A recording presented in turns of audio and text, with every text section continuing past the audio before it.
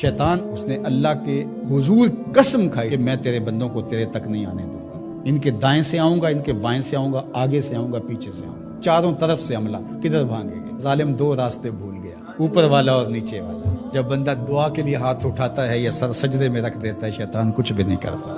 اس نے خود اللہ کے سامنے قسم کی ہے، مجھے تیری عزت کی قسم، ان بندوں کو تیرے تک نہیں آنے دوں گا، چاروں طرفیں گھیر لوں گا۔ تو اس کے بڑے مکر و فریب اور بڑے طریقے۔ مطاف کے اندر کنکروں پر پیشانی رکھ کے ایک بندہ زاروں کے تار رو رہا ہے اور کیا کہتا ہے، اے اللہ مجھے معاف کر دے، ورنہ قیامت کے دن مجھے نابینا اٹھانا، تیرا کیا تیرے بندوں کا سامنا بھی نہیں کر پاؤں گا۔ اتنے درد سے روتا ہے کہ چلنے والوں کے قدم رکتے ہیں۔ سر پہ کپڑا ڈالا ہے، زاروں کے تار، سسکیاں لے لے کے، ہچکیاں لے لے کے روتا ہے۔ کوئی اس کے پاس کھڑا ہو گیا، اس کی کمر پہ ہاتھ پھیر کے کہتا ہے، حوصلہ رکھ، اللہ بڑا کریم ہے، اللہ۔ تو اس شخص کو شوق تھا کہ میں دیکھوں یہ ہے کون، اتنا خوف خدا، اتنا ڈر رہا ہے، پتہ نہیں کون ہے، کیا گناہ کر بیٹھا ہے۔ لیکن جب اس صاحب نے سر اٹھایا تو اس کی چیخ نکل گئی، فائزہ ہوا شیخ عبد القادر جیلانی۔ تو یہ زاروں کے تار رونے والا شیخ عبد القادر جیلانی تھا۔ ساری زندگی خدمت خلق میں بسر ہوئی، اللہ کے حکام بجا لاتے ہوئے، لیکن خوف خدا، خشیت الہی کا عالم ہے۔ حضرت جنید بغدادی کے پیر ہیں حضرت سری سکتی رضی اللہ تعالیٰ عنہ، رشتے میں ماموں بھی لگتے ہیں۔ تو حضرت جنید بغدادی کو حضرت سری سکتی رضی اللہ تعالیٰ عنہ نے ایک دن وصیت کی۔ حضرت جنید کہتے ہیں میرے پاؤں تلے سے زمین سرکنے لگی، فرمانے لگے، بیٹا جب میں مر جاؤں تو میری قبر بغداد سے باہر بنانا۔ میں نے پوچھا حضرت کیوں؟ لوگ تو بغداد میں دفن ہونے کو ترستے ہیں۔ کہا میری بدعمالیوں کی وجہ سے بغداد کی مٹی میری لاش قبول کرنے سے انکار نہ کر دے۔ الذین یبیتون لربہم سجدا وقیاما، یہ وہ لوگ ہیں جو اپنی راتیں سجدے میں اور قیام میں بسر کرتے ہیں۔ ہم تو 4 نمازیں تسلسل سے پڑھ لیں تو بے نمازیوں کو حقیر سمجھنے لگ جائیں، لیکن یہ کیا ہے، زندگی ذکر و فکر میں گزرتی ہے، سجدہ و قیام میں راتیں بسر ہوتی ہیں، لیکن عرض کیا کرتے ہیں، مالک ہم سے جہنم کا عذاب پھیر دے۔ آؤ میں اور آپ اپنے گریبان میں جھانکیں، اپنے من میں اتریں، اللہ نے ہمیں کتنی نعمتیں عطا کی ہیں، کیا کچھ نہیں عطا کیا۔ ہماری راتیں کیا قیام اور سجدوں میں بسر ہوتی ہیں۔ ہماری 5 نمازیں بھی پوری ہیں، اگر ہماری 5 نمازیں بھی پوری نہیں اور سجدہ و قیام بھی ہمیں نصیب نہیں ہے تو پھر افسوس ہے ہمارے جینے پر۔ جب کسی سے پیار پیدا ہوتا ہے تو پھر یہ آرزو مچلتی ہے کہ میں اس کے ہونٹوں سے سنوں کہ میں تم سے پیار کرتا ہوں۔ تو بندہ ہو کے پیار رب سے کرتا ہے تو پھر دل میں آرزو تو مچلتی ہے کہ کانوں میں کوئی نغمے رس گولیں اور کوئی مجھے کہے کہ تم پیار کرتے ہو تو وہ بھی تم سے پیار کرتا ہے، تو زندگی کی ساری تھکن اتر جائے۔ تو کہا کہ یہ سننا چاہتے ہو نا، یہ آرزو ہے نا تمہاری، تمہارے رت جگے، تمہاری راتوں کی تنہائیوں میں سجدے، تمہارا دن رات رکوع قیام اور تمہارا اس کے حضور پیچ و تاب اور اضطراب، اور زندگی کا یہ سارا تمہارا لف و نشر اس کی ذات کی رضا کے لیے ہے نا۔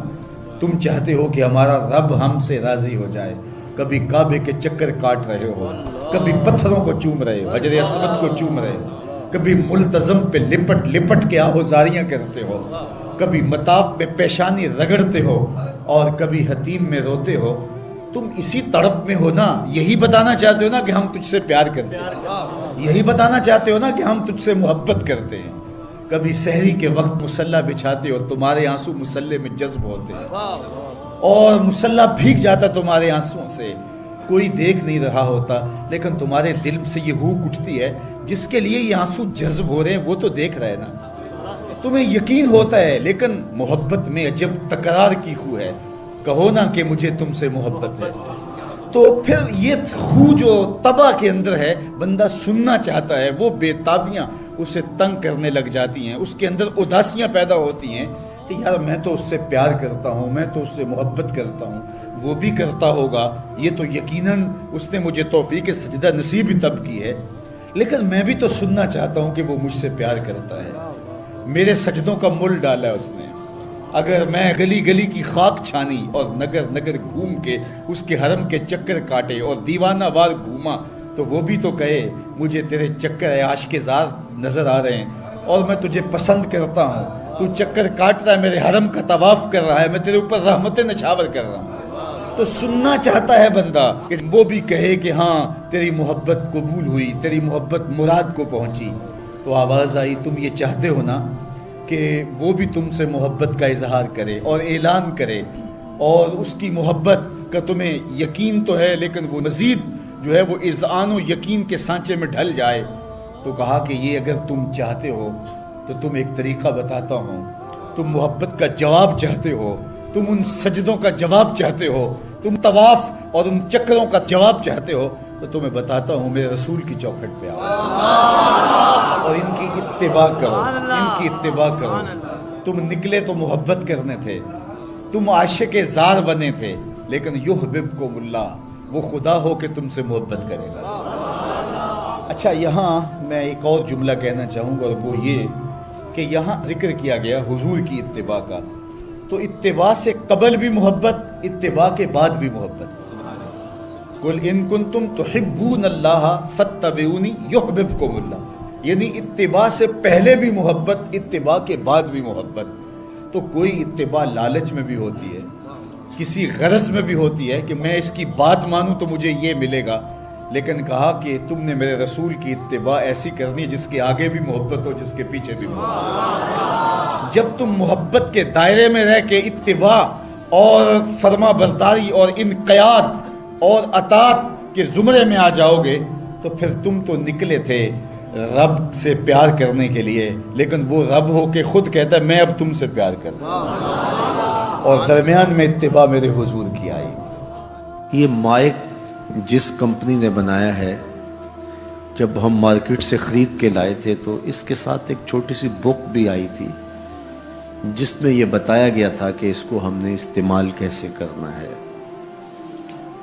خرابی کی صورت میں اس کی اصلاح کیسے ہوگی، اور اگر اس کے مطابق ہم اس کو استعمال کریں، جس طرح کی بیٹری اس کے اندر آنی چاہیے تو وہ ڈالیں گے تو دیر تک اس کے فوائد اور ثمرات حاصل کرتے رہیں گے۔ لیکن اگر ہم اس کتاب کو جو اس کے ساتھ ہمیں ملی تھی، جس کمپنی نے اسے بنایا ہے، تو اس کا طریقہ استعمال ساتھ بتایا ہے، اس کتاب کو پھاڑ کے پھینک دیں گے یا اس کو لپیٹ کے کہیں اونچی جگہ پہ رکھ دیں گے اور اس کو اپنی مرضی سے چلانا چاہیں گے تو پھر اپنی مرضی سے ہم اس سے فائدہ حاصل نہیں کر پائیں گے۔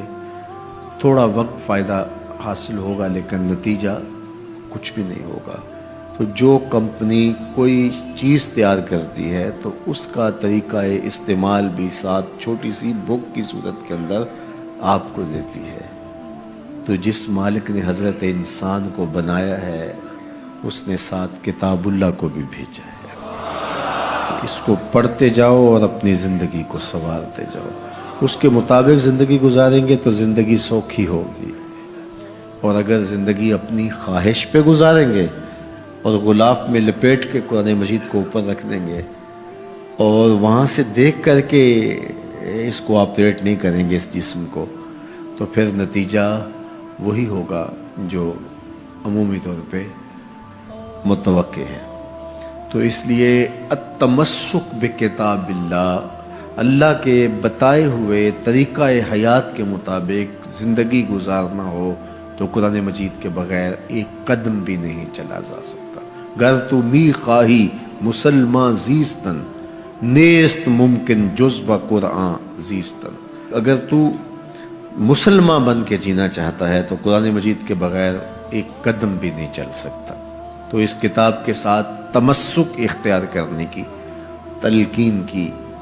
اللہ کے محبوب نے ارشاد فرمایا کہ میں تمہارے اندر دو بھاری چیزیں چھوڑ کے جا رہا ہوں، ان کو مضبوطی سے تھام لو گے تو کبھی گمراہ نہیں ہوگے۔ اولہما کتاب اللہ، ان میں سے پہلی چیز اللہ کی کتاب ہے، فیہ الہدی والنور، فخذوا بکتاب اللہ واستمسکوا بہ، اس میں ہدایت ہے، روشنی ہے، اس کو مضبوطی سے پکڑ لو، اچھی طرح سے تھام لو، تم گمراہ نہیں ہوگے۔ یار جو شخص نابینا ہے اسے کیا پتا کہ یہ پھولوں کی بہاریں کیا ہوتی، جو پیدائشی نابینا ہے اسے کیا پتا ہے کہ آسمان پر بزم کواکب کے رنگ کیا ہے، اسے تتلی کے پروں میں قدرت کی سنائی کا کیا اندازہ ہو سکتا ہے، اسے مور کے پروں میں رنگوں کی مینا کاری کا کیا اندازہ ہو سکتا ہے، اسے پھوٹتے جھرنوں، بہتی ندیوں اور کوسے قضا کی رنگینی اور دھنک کی شوخیوں کا لطف کیسے نصیب ہو سکتا ہے، اس کو کیا پتا حسن کیا ہوتا ہے، اس کو کیا پتا جمال کیا ہوتا ہے۔ اسی طرح جس کے دل کی آنکھ اندھی ہے اسے کیا پتا ہے کہ جمال خدا کیا ہوتا ہے، اسے کیا پتا ہے کہ سجدے کی لذت کیا ہوتی ہے، اسے کیا پتا ہے رکوع اور قیام کا مزہ کیا ہوتا ہے، اسے کیا پتا ہے کہ روزے کا سرور کیا ہوتا ہے۔ تو اگر ہم اپنے دل کے میل اتاریں گے تو دل کی آنکھیں کھلیں گی تو پھر زندگی کا لطف آنا شروع ہوگا، پھر پتہ چلے گا اسلام کیا ہے، پھر پتہ چلے گا دین کیا ہے۔ اللہ اکبر۔ اسی لیے قرآن نے کہا من کان فی ہذہ اعمی فہو فی الآخرۃ اعمی واضل سبیلا، جو دنیا میں اندھا رہا کل قیامت کے دن بھی نابینا اٹھایا جائے۔ اس سے ان آنکھوں کی بے نوری مراد نہیں ہے، دل کی بے نوری مراد ہے۔ اقبال نے کہا تھا دل بینا بھی کر طلب خدا سے، کہ آنکھ کا نور دل کا نور نہیں، آنکھ کا نور اور ہے، دل کا نور اور ہے۔ تو جس طرح آنکھ بے نور ہو جائے، آنکھ پر دھند، جالا، ککرے اور سفید اور کالا موتیا اتر آئے، تو ہم سب کچھ بیچ کر کے بھی آنکھوں کا نور خریدنے کی کوشش کرتے ہیں۔ تو یار کبھی اجڑے ہوئے دل کا بھی تو علاج کرواؤ۔ علاج تمہارے گھر میں پڑا ہے، راتوں کی تنہائیوں میں اٹھ کے قرآن پڑھو اور ساتھ رویا کرو، دیکھنا دل کے میل اترنا شروع ہو جائیں گے، اور دل کے پردے سے وہ غلاستیں جب اتریں گی تو پھر پتہ چلے گا کہ دل جمال یار کیسے دیکھتا ہے، دل کی دنیا کیا ہے۔ وچے بھیڑے وچے جھیڑے وچے ونج مہانے ہو، 14 طبق دلے دے اندر تمبو وانگو تانے ہو، پھر پتہ چلے گا یہ دل دنیا کیا ہے۔ پھر اس کی تڑپ، اس کی بے چینی، اس کا اضطراب زندگی کا حاصل بن جائے گا۔ پھر زندگی کی بے چینی، دل کی بے چینی اور دل کا محبوب کی یاد میں تڑپنا تمہیں سرور دے گا۔ پھر تم ایک ایک عضو میں دل مانگو گے، وہ مزہ دیا تڑپ نے میری آرزو ہے یا رب، وہ مزہ دیا تڑپ نے میری آرزو ہے یا رب، میرے دونوں پہلوؤں میں دل بے قرار ہوتا۔ پھر سمجھ آئے گی کہ یہ دل کتنی قیمتی شے ہے۔ اللہ نے بدن میں آنکھیں بھی دو رکھی ہیں، کان بھی دو رکھے ہیں، ہاتھ اور پاؤں بھی دو رکھے ہیں، لیکن دل ایک ہی رکھا ہے، اور دل عرش اللہ ہے، اللہ کا عرش ہے۔ پھر پتہ چلے گا۔ تو آئیے دل سے زنگ اتاریں، میل اتاریں، دل مصفا ہو، دل خوبصورت بن جائے، پھر دل کی کشکول پھیلا کے پھر عرض کریں ہر تمنا دل سے رخصت ہو گئی، اب تو آجا، اب تو خلوت ہو گئی۔ لیکن یہ میل کچیل سے ہٹا ہوا ہوگا تو گندی جگہوں پہ محبوب تو نہیں آتے ہیں۔ تو حسد، حقد، کینے، بغض، نفرتیں یہ ہم پالے رکھتے ہیں، اپنی زندگی کو ہم نے خود بوجھل بنایا ہوا ہے۔ میاں حسد کرنے سے محسود کا کیا ہوگا؟ ہم اپنے آپ کو تلخی میں مبتلا کیے ہوئے ہیں۔ بغض رکھنے سے مبغوض کا کیا ہوگا؟ ہم اپنے آپ کو بوجھ میں مبتلا کیے ہوئے۔ تو اپنے دل سے یہ سارے بوجھ اتار کر کے جب دل کو مصفا اور مزکا کریں گے تو پھر دیکھیے کہ دل کے آئینے میں کیسے جمال یار دکھائی دیتا ہے۔ تو اس دل کی اصلاح ہوگی کثرت کے ساتھ قرآن مجید کی تلاوت کرنے سے۔ تو راتوں کی تنہائیوں میں اٹھ کے قرآن پڑھو، دیکھنا کہ کیسے دل کے زنگ اترتے ہیں۔ بعض لوگ بڑی عجیب خبر سناتے ہیں، میاں تمہیں کیسے پتا؟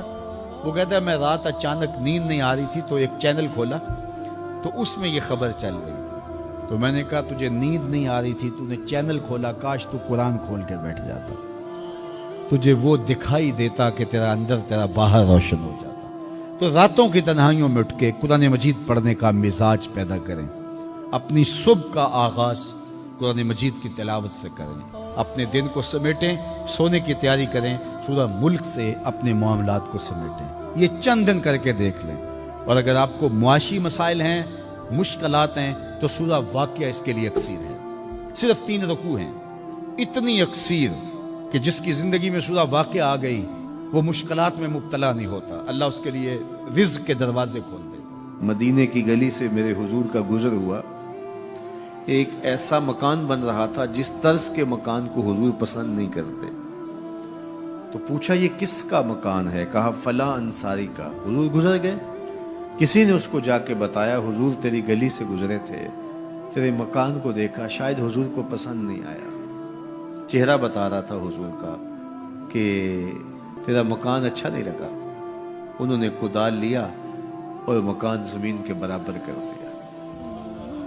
چند دن کے بعد حضور کا پھر گزر ہوا تو دیکھا کہ مٹی کا ڈھیر پڑا ہوا ہے, ملبہ پڑا ہوا ہے.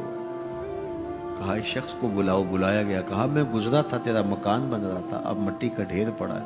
حضور میں نے گرا دیا. فرمایا کیوں؟ عرض کی سنا تھا آپ کو پسند نہیں, سنا تھا آپ کو پسند نہیں. میں اور آپ اپنے اندر اترے اور دیکھیں ہمارا کیا کیا حضور کو پسند. محمد دی زیارت محمد دے رنگ وچ اے ٹھگ بازیاں جانے پیارا محمد صلی اللہ علیہ وسلم. جب ان کے ہوئے تو پھر اپنی خواہش رہی کہاں؟ اپنی رضا کو محبوب کی رضا میں فنا کر دینے کا نام ہی تو محبت ہے. تیرے ہندیاں سندیاں محبوبہ میں کافر ہواں جے میں ہواں, اپنی نفی کرنے کا نام ہی تو محبت ہے. لیکن میں اپنی خواہشات کا پتلا ہوں اور عاشق رسول بھی ہوں. کیسی عجیب کہانی ہے. میں اپنی آرزوؤں کا بندہ بھی ہوں اور عاشق رسول ہوں. کیسی عجیب کہانی ہے. جب ان کے ہو گئے پھر اپنا کچھ نہ رہا. محبوب کی رضا میں اپنے آپ کو گم کرنے کا نام محبت ہے. جب ان کے ہوئے تو پھر زندگی کا جمال, زندگی کا نور نصیب ہوا, زندگی کی حقیقتیں ہاتھ آ گئی. میں عاشق رسول کہلاتا ہوں, حج اور عمرے بھی کرتا ہوں. میں 1.25 لاکھ مرتبہ جو ہے وہ ہر ہفتے میں درود بھی پڑھتا ہوں. میں محفل میلاد کرواتا ہوں, پوری دنیا کے نعت خواں جمع کرتا ہوں. لیکن حضور کی سنت چہرے پہ سجانے کی توفیق نہیں ہے. مجھے حضور علیہ الصلوۃ والسلام کے بتائے ہوئے طریقے کو اختیار کرنے کی ضرورت نہیں ہے. صاحب سوچیں کہیں آپ اپنے آپ سے دھوکہ تو نہیں کر رہے. ان سے تو نہیں کیا جا سکتا. ان سے دھوکہ کون کرے؟ وہ تو جانتے ہیں کون کہاں کھڑا ہے. میرے حضور بولے یاری لا تو پاک نبی سنگ اے پر پوری یاری. یاری لا تو پاک نبی سنگ اے پر پوری یاری. پھر درود قبول ہے تیرا لکھ نہ لو ایک بار. پھر نہ لاکھ مرتبہ پڑھنا, ایک بار ہی پڑھ لینا وہ بھی قبول ہے. اشہد بلال عند اللہ اشہد, پھر بلال کا اشہد بھی قبول ہے. وہ چہرہ اور چہرے کا دل نہیں دیکھتے, بندے کا دل دیکھتے ہیں. تو جب تم اپنے باطن کو حضور کے نام پہ لگاؤ گے تو پھر ایک ایک عمل ان کی سنت کی اتباع میں. یہ صوفی کی علامات ہیں. رنگ برنگے کپڑے پہن لینے سے صوفی نہیں بنتا. مختلف رنگوں کے پٹکے باندھ لینے سے صوفی نہیں بنتا. صاحب بھنگ گھوٹ کر پینے سے صوفی نہیں بنتا. ڈھول کی تھاپک پر ناچنے اور رقص کرنے سے صوفی نہیں بنتا. مختلف تصوف کی اصطلاحات کو یاد کر لینے سے صوفی نہیں بنتا. محمد عربی کی غلامی سے صوفی بنتا ہے. حضور کی چوکھٹ کی فقیری سے صوفی بنتا ہے. طائف کے بازاروں میں لوگوں نے پتھر تک مارے, نالین خون سے زخمی ہو گئے, اور ادھر سے حکم بھی آتا ہے محبوب بولو تو صحیح. ان پہاڑوں کو ایسے جو ہے وہ جوڑیں گے کہ یہ درمیان میں پس کے رہ جائیں گے. عذاب کے فرشتے حاضر ہو کے پیشکش کرتے ہیں, لیکن میرے حضور فرماتے ہیں نہیں, میں رحمت بن کے آیا ہوں. وہی رحمت للعالمین نبی فتح مکہ کے دن حکم دیتے ہیں کہ ابن خطل کو قتل کر دو, اس کی لونڈیوں کو قتل کر دو. یہ حضور کا گستاخ تھا, ہجب کیا کرتی تھی اس کی لونڈیاں, گا گا کے حضور کی اہانت کیا کرتی تھی. اس نے سوچا بچنے کی کوئی صورت نہیں ہے تو کعبۃ اللہ کے پردے کے اندر چھپ گیا. پوچھا گیا یہ تو کعبہ کے پردے کے اندر چھپ گیا ہے, یہاں پناہ لے لی ہے. کہا یہیں سے نکال کے قتل کر دو. یہ میرے نبی کا اختیار ہے. حضور چاہیں تو معاف کر دیں, हुजूर चाहें तो हुक्म सादर करें कि इन पर हद जारी कर दी जाए, इनको सजा दी जाए। इसलिए हमारे ऊपर लाजम है कि जिसका जुर्म साबित हो जाए उसको करार वाकई सजा दी जाए। एक तो बात ये हुई कि जो अमूमी तौर पे मुख्तलिफ जगहों पे बैठ के ये चीखते हैं कि हुजूर ने तो माफ़ कर दिया, तो आप माफ़ क्यों नहीं करते? आप इतने सख्त क्यों हो गए हैं? आप हुजूर के मानने वाले नहीं हैं? तो मैंने कहा साहिब ये सुन्नत इख्तियार कीजिए, अपने दुश्मनों को माफ कर दीजिए, बाकी किसी के दुश्मनों को माफ करने का आप हक तो नहीं रखते। मैं इस मुआशरे का एक मुअज़्ज़ज़ शहरी हूं, तौहीन अदालत कर दी किसी ने तो मुझे इख्तियार दो ना कि मैं माफ कर दूं। क्या तुम मुझे इस बात का इख्तियार देते हो कि आपकी अदालत की तौहीन हुई और मैं उसको माफ कर दूं? आप कहेंगे आप तो हमारे शोबा के शख्स नहीं हैं। अच्छा, पाकिस्तान के सारे वकील जमा हो जाएं और वो कहें कि चलो इसको हम माफ कर देते हैं, तो क्या तुम तमाम वकाला को इस बात का हक देते हो कि वो अदालत उज़्मा की तौहीन माफ कर दें?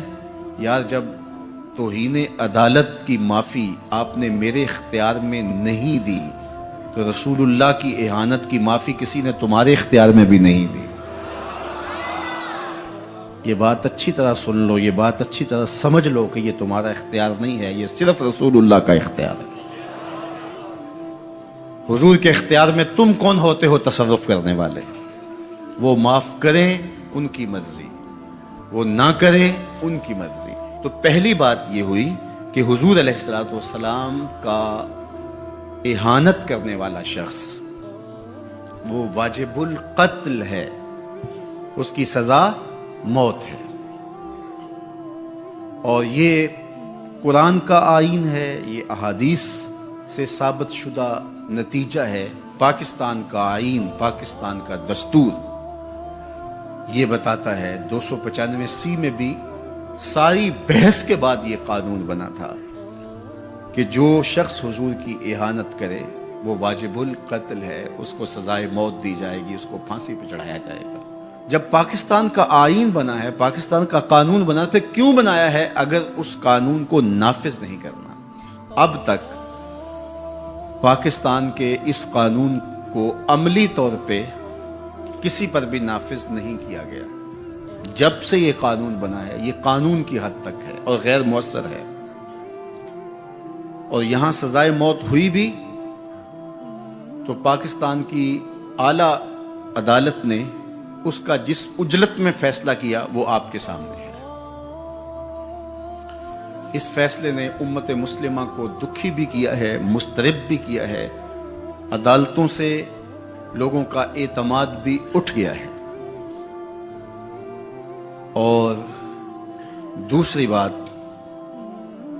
इन हालात के अंदर पाकिस्तान के वजीर आजम ने जिस तरह जलती पर तेल डाला है और जिस तरह की गुफ्तगू की है, क्या एक वजीर आजम को ये ज़ेबा है? रियाया औलाद की तरह होती है।